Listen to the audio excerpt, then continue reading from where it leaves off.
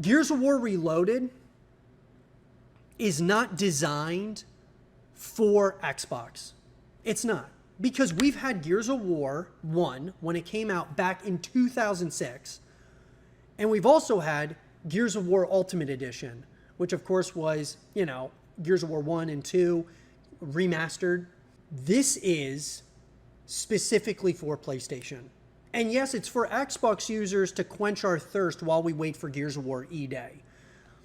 That's at least what I think. I mean, I don't see it any other way. Like, if you have an Xbox and you've wanted to play Gears, you would have already played it at this point, more than likely. Now, maybe Gears of War Reloaded is like your first, you're like, you know what? It looks really good. It's remastered 4K, 120 frames per second in multiplayer.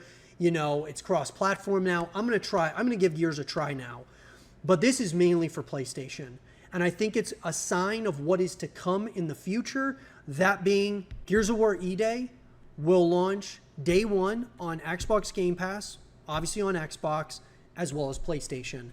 And I believe that Gears of War E-Day will be the biggest Gears of War title of all time. And I don't even think it's going to be close. Because now that you're adding PlayStation for Gears of War Reloaded, I think you could make a case that Gears of War E-Day will also be on PlayStation, which I believe you're just expanding the franchise, the fan base. And a lot of Xbox users are like, dude, this is not good. We don't want PlayStation to have access to Gears of War because what is PlayStation giving to Xbox users? Look, guys, what Xbox is doing is they're kind of creating a truce. They're like, hey, look, we're going to give you guys, that being PlayStation, some of our, what have been Xbox exclusives of ours.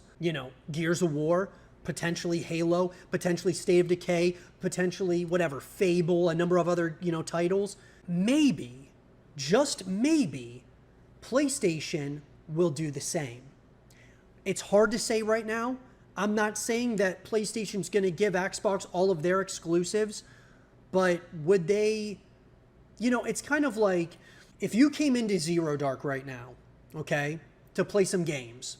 If you came in here and you want to play or, whatever, you want to create some content in here, whatever it might be. And let's say I give you a free hour of play. Free hour, okay? And by the way, I do this all the time. But if I give you a free hour of play, you're going to be like, man, dude, that's awesome. Thanks so much for a free hour of play. But in the back of your mind, you're like, okay, he gave me something. Now I want to give back to him. So maybe you're like, okay, you gave me a free hour. I'm going to stay for 2 hours. So I'm going to pay for the second hour, right? You're going to want to get, if you're given something from somebody, especially if it's like basically for free, you want to give back. At least most people do, right? So from a PlayStation perspective, you're giving us Gears of War, one of your biggest flagship titles of all time. PlayStation very well might be like, you know what, dude? Let's give them Xbox, or let's give them God of War. Or hey, you know what? Let's give them the Legacy Collection of Uncharted, or something like that. Like, give them a remaster of The Last of Us or something like that, right? I'm not saying that it's for sure going to happen, but I definitely think that there is a absolute possibility that they're creating a truce, and who knows? I was talking to Jeff, guys.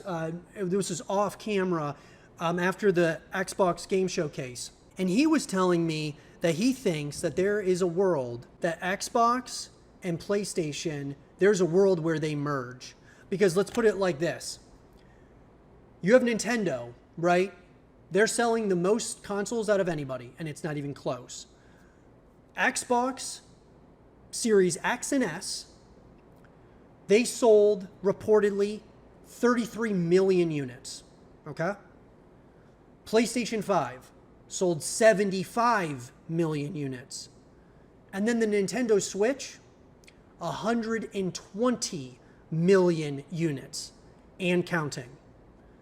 So let's put it like this. Xbox is getting absolutely mollywopped. They're getting dog-walked right now by PlayStation and completely annihilated by Nintendo. PlayStation is getting crushed by Nintendo as well.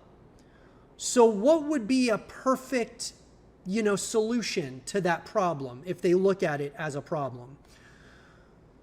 PlayStation, Xbox merged to create one console that has Steam built into it. PlayStation, Xbox, now Nintendo, you're in trouble. And could we be leading into that? I don't know.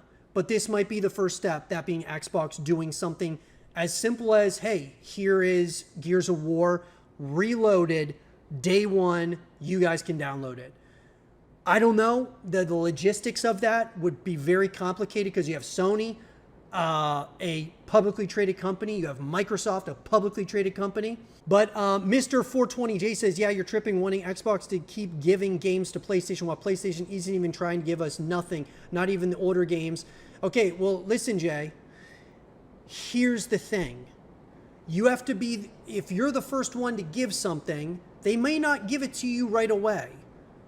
It's like investing in the stock market. If I invest $35 right now into Bank of America, I'm not expecting to make instant money. I'm not expecting to make $1 right now. Over time, though, I'm going to get 25 cents every single quarter in a dividend from that one share. So over the course of time, I'm going to make some money back from that share. And then if I buy more shares and more shares. And so what I'm saying is that you're not going to see it right now. More than likely, PlayStation is not just going to give us everything or anything right now. But give it a year. Come back and, we can talk about it if they don't give us anything in a year, 2 years.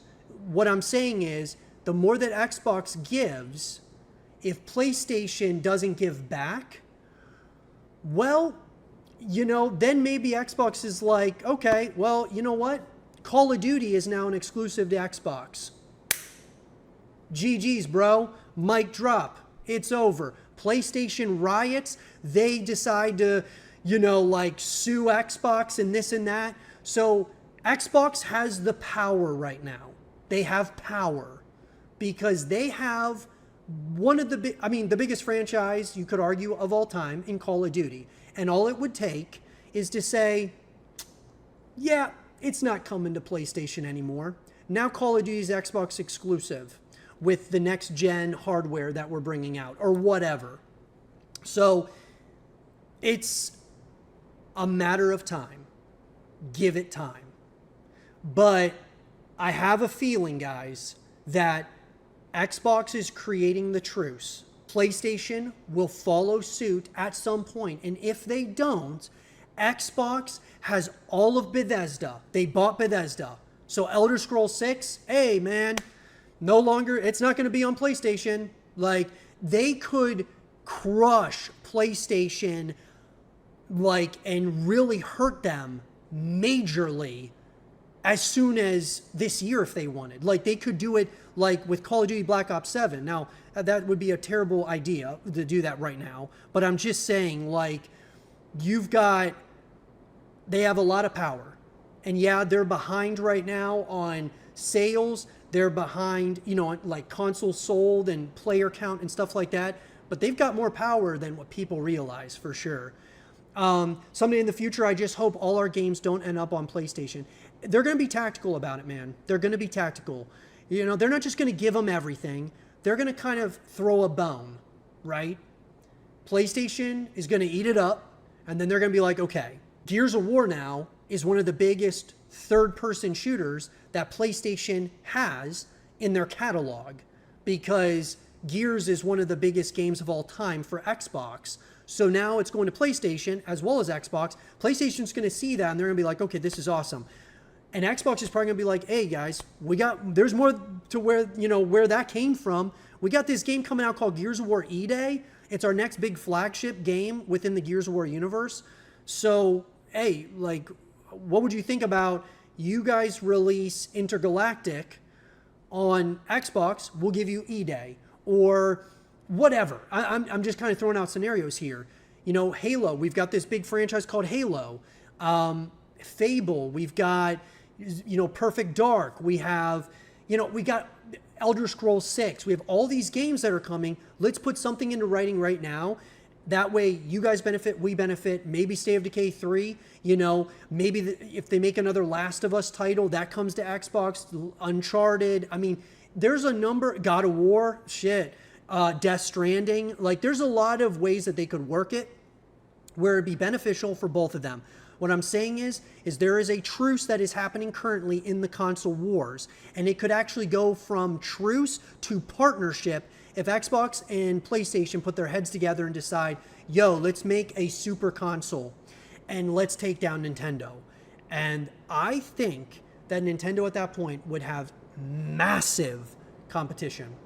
But let me know what you guys think about that. I would love to hear your thoughts about it, guys, in the comment section down below.